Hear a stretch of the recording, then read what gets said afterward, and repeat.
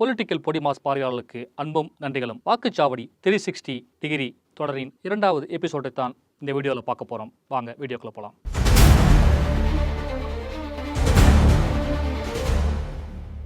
வாக்குச்சாவடி பணிக்கு செல்லும் பணியாளர்களுக்கு பயிற்சி கட்டாயம். வாக்குச்சாவடி அலுவலர்களுக்கு 3 கட்ட பயிற்சி வகுப்புகள் தேர்தல் ஆணையத்தால் நடத்தப்படும். இந்த பயிற்சி வகுப்புகளை பணியாளர்கள் சாதாரணமாக எடுத்துக்கொள்ள முடியாது. முந்தைய தேர்தல்களில் சிறப்பாக பணியாற்றிய அனுபவம் இருந்தாலும் அனைத்து பயிற்சி வகுப்புகளிலும் அலுவலர்கள் தவறாமல் கலந்து கொள்ள வேண்டும். கடந்த கால தேர்தல் பயிற்சியையோ வாக்குச்சாவடி அனுபவங்களையோ முழுமையாக நம்பிவிட வேண்டாம். தேர்தல் விதிகள் மற்றும் நடைமுறைகளில் தேர்தலுக்கு தேர்தல் திருத்தங்களும் மாற்றங்களும் செய்யப்பட்டு வருகிறது. அதனால் முந்தைய வாக்குச்சாவடி பயிற்சி அனுபவங்கள் பயன் தராது. தேர்தல் தொடர்பான சமீபத்திய சட்டம், விதிகள், உத்தரவுகள் ஆகியவற்றை பணியாளர்கள் தெரிந்து வைத்திருப்பது மிக அவசியம். அதற்கு பயிற்சி வகுப்புகள் தான் உதவும். ஒவ்வொரு தேர்தலிலும் வழிமுறைகளில் மாற்றங்கள் நடப்பதால் கடந்த கால ஞாபகங்கள் பயன் தராது. சட்டம் மற்றும் விதிகளை பற்றிய அறியாமையை அலுவலர்கள் ஒரு சாக்காக கூற முடியாது. வாக்குச்சாவடி முதன்மை அலுவலருக்கான கையேட்டில் உள்ள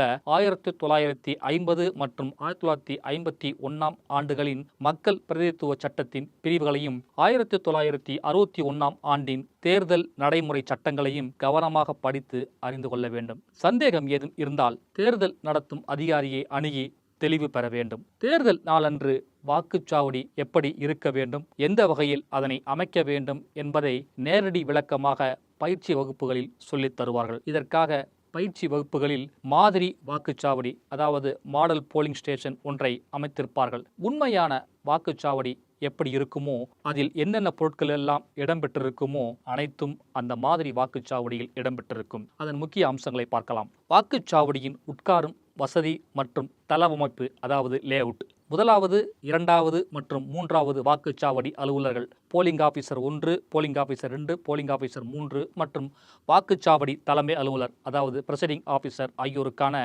மேசைகள் வரிசையாக அமைக்கப்பட்டிருக்கும். அரசியல் கட்சிகள் மற்றும் சுயேட்சைகளின் முகவர்கள், அதாவது போலிங் ஏஜென்ட்ஸ், வாக்காளரின் முகத்தை பார்க்கும் வகையிலும் ஆனால் வாக்காளர் யாருக்கு வாக்களிக்கிறார் என்பதை பார்க்க முடியாத வகையிலும் அமர்த்தப்படுவார்கள். வாக்களிக்கும் மறைவிடம், அதாவது ஓட்டிங் கம்பார்ட்மெண்ட், ரகசியத்தன்மையை பாதுகாக்க வாக்களிக்கும் ஒரு மூலையில் அமைக்கப்பட்டிருக்கும். வாக்களிக்கும் மறைவிடத்தில் வாக்குப்பதிவு இயந்திரமும் யாருக்கு வாக்களித்தோம் என்பதை உறுதி செய்யும் ஒப்புகை வாக்குச்சீட்டு இயந்திரமும், அதாவது விவிபேட் இயந்திரமும் வைக்கப்பட்டிருக்கும். கட்டுப்பாட்டு கருவி 3வது அலுவலரின் போலிங் ஆபீசர் 3 அவரிடம் மேஜையில் அமைக்கப்பட்டிருக்கும். இந்த மாதிரி வாக்குச்சாவடியை பயிற்சிக்கு வரும் அலுவலர்களுக்கு காட்டி பயிற்சிகள் அளிக்கப்படும். பயிற்சி வகுப்பில் வேறு என்னவெல்லாம் கற்றுத்தருவார்கள்? வாக்குச்சாவடி அலுவலர்களின் பொறுப்புகளை துல்லியமாக செய்வதற்கு பயிற்சி தரப்படும். வாக்குச்சாவடி தலைமை அலுவலர், பிரசைடிங் ஆபீசர் மற்றும் பிற அலுவலர்களின் தனித்தனி பொறுப்புகள் என்னென்ன என்பது விரிவாக கூறப்படும். மின்னணு வாக்குப்பதிவு இயந்திரங்களை கையாளுதல், இயந்திரங்களை இணைத்தல்,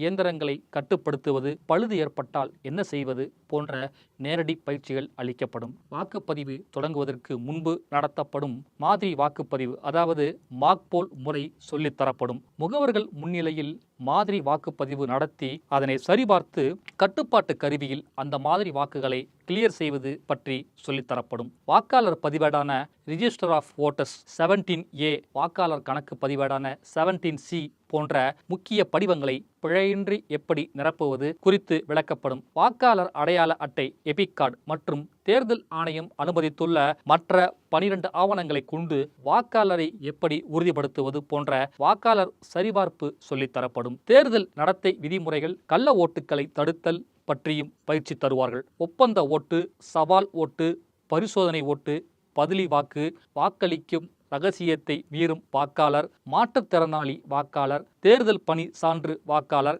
ASD வாக்காளர், வயதில் இளையோர் தோற்றம் கொண்ட வாக்காளர், வாக்களிக்க மறுக்கும் வாக்காளர் என பல வகை வாக்காளர்களை கையாளும் முறைகள் விளக்கப்படும். வாக்குப்பதிவு முடிந்த பிறகு வாக்குப்பதிவு இயந்திரங்கள் மற்றும் ஆவணங்களை முறையாக சீல் வைத்து பாதுகாப்பு மையங்களுக்கு அனுப்புவது குறித்து செயல்முறை விளக்கம் அளிக்கப்படும். அடையாள மை, வாக்காளர் பதிவேடு, முத்திரையிட பயன்படும் மெழுகு, நூல்கள், வேட்பாளர் பட்டியல் போன்ற வாக்குச்சாவடி பொருட்கள் அனைத்தும் பயிற்சியின் போது பயன்படுத்துவார்கள். தேர்தல் ஆணையத்தால் தயாரிக்கப்பட்டிருக்கும் வாக்குச்சாவடி அலுவலர்களுக்கான கையேட்டினை படித்து மின்னணு வாக்குப்பதிவு இயந்திரங்களை இயக்கும் முறையை சரியாக கையாள தெரிந்து கொள்ள வேண்டும். வாக்குப்பதிவு இயந்திரங்களை பணியாளர்கள் இயக்கி பார்ப்பது மிக அவசியம். மற்றவர்கள் இயக்குவதை வெறுமனே பார்த்தால் வாக்குப்பதிவு நாளில் அது உதவாது. கட்டுப்பாட்டு கருவியை சீல் வைக்க பயன்படுத்தப்படும் மாற்றம் செய்யப்பட்ட பச்சை காகித முத்திரை, மாடிஃபைட் கிரீன் பேப்பர் சீல், சிறப்பு ஒட்டுச்சீட்டு அதாவது ஸ்பெஷல் டேக், முகவரி ஒட்டுச்சீட்டு அதாவது அட்ரஸ் டேக் ஆகியவற்றை அறிந்திருக்க வேண்டும். வாக்குப்பதிவு இயந்திரத்தை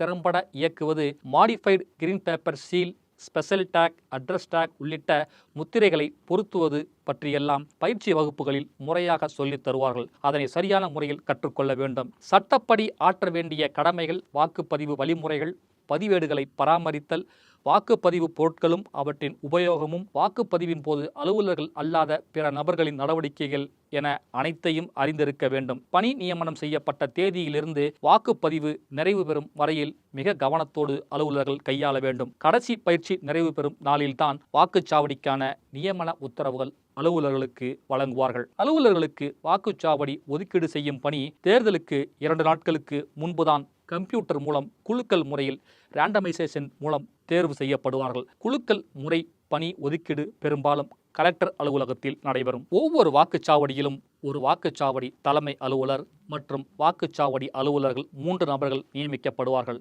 தேர்தல் ஆணையத்தின் தற்போதைய விதிமுறைகளின்படி ஒரு வாக்குச்சாவடிக்கு அதிகபட்சம் 1200 வாக்காளர்கள் இருக்கலாம். அதற்கு மேல் வாக்காளர்கள் உள்ள வாக்குச்சாவடிகளில் கூடுதலாக ஒரு அலுவலர் நியமிக்கப்படுவார்கள். தேர்தல் சட்டங்களின்படி மாநில அரசுகள் அல்லது மத்திய அரசு ஊழியர்களை வாக்குச்சாவடி பணியாளர்களாக நியமிக்க தேர்தல் ஆணையத்திற்கு அதிகாரம் உண்டு. தேர்தல் பணியை செய்ய மாட்டேன் என அரசு அலுவலர்கள் யாரும் ஒதுங்கிவிட முடியாது. அது கட்டாய பணியாகும். ஆனாலும் சிலருக்கு மட்டும் விலக்களிக்கப்படும். எஞ்சிய பணிக்காலம் 6 மாதங்கள் உள்ளவர்கள், கர்ப்பிணிகள், பாலூட்டும் தாய்மார்கள், மாற்றுத்திறனாளிகள், கடும் நோயுற்றவர்கள் ஆகியோருக்கு விலக்கு தரப்பட்டிருக்கிறது. இவர்கள் தவிர விலக்கு தேவைப்படுகிறவர்கள் தேர்தல் கடமை விலக்கு விண்ணப்பங்களை பூர்த்தி செய்து அளிக்க வேண்டும். அதனை ஆய்வு செய்வதற்கான குழு ஆராய்ந்து உரிய உத்தரவை பிறப்பிக்கும். வாக்குப்பதிவு நடைபெறுவதற்கு 1 நாள் முன்னர், வாக்குப்பதிவு நாளன்று, வாக்குப்பதிவு துவங்குவதற்கு முன்பு, வாக்குப்பதிவின் பொழுது, வாக்குப்பதிவு முடிந்த பிறகு என வாக்குச்சாவடி மேலாண்மை மற்றும் பணிகள் 5 கட்டங்களை கொண்டது. அதனை ஒவ்வொன்றாக அடுத்தடுத்த வீடியோக்களில் பார்க்கலாம். இந்த வீடியோ பற்றி மறக்காம உங்க கருத்துக்களை சொல்லுங்க. மறக்காம பொலிட்டிக்கல் பொடிமா சேனலை ஃபாலோ பண்ணிக்கோங்க. லைக் பண்ணுங்க, ஷேர் பண்ணுங்க, கமெண்ட் பண்ணுங்க.